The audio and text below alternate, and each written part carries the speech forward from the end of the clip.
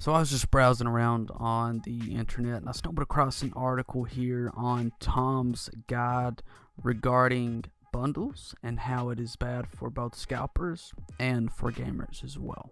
So it states here, PS5 bundles are bad for scalpers and for gamers. PS5 bundles deter bots, but they're bad for consumers too. So, reading through the article, here's the problem with PS5 bundles. The primary problem with bundles is that they assume every gamer, or at least every household, has the same taste and requirements. A recent GameStop PS5 bundle included a PS5, an extra DualSense controller, a copy of Miles Morales, a copy of Demon's Souls, and a $20 GameStop gift card. It cost $730 altogether, roughly what you'd pay if you bought all of these items separately. Although I couldn't quite make the math work. I don't understand what the hell he meant by couldn't make the math work.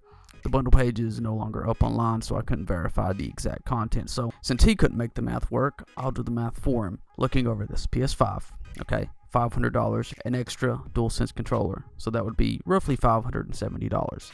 A copy of Miles Morales, which is another $50, so we can say $620. A copy of Demon's Souls, which is $70, which would make that $690. And a $20 GameStop gift card, which would be $710. So if you're paying $730, I mean, you're paying like an extra $20, but you're still getting more for the money as opposed to what you'd be purchasing from a scalper on eBay. If you was to purchase, a PlayStation 5 on eBay, you wouldn't even be getting a bundle. You'd simply be getting nothing more than just the console itself. Okay, you think about that. Pay $1,000, $1,200, $1,500, whatever the case is, just simply get the console alone. You purchase one of these bundles for a couple $100 more than what you would pay for retail price, and hey, you can get, an extra controller. You could get a game, a couple games with that. You could even get a GameStop gift card. Whatever the case is. You pay $700, and I mean, at least you're getting more if you was to purchase one of these bundles as opposed to getting on eBay and paying, $1,200 just to get the regular console. Reading on into the article, let's assume, though, that you're paying standard retail price for everything in the bundle. Since that's how GameStop and its competitors usually operate, a PS5 by itself costs $500, so an extra $220 is nearly half the price of the system in extras that you may or may not want. Gamers who play by themselves need only one controller, which, I'll be honest, I agree to an extent.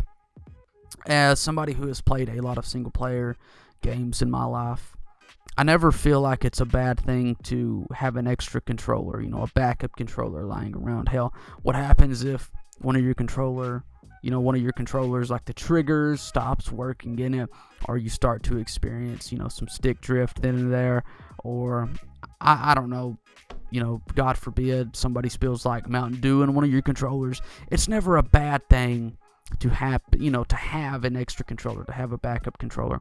Something else that I want to point out is a PS5 by itself costs $500, so an extra $220 is nearly half the price of the system and extras that you may or may not want. The thing is, these companies, they don't just strictly have one bundle. Hell, I got on Best Buy and there was multiple bundles that I seen.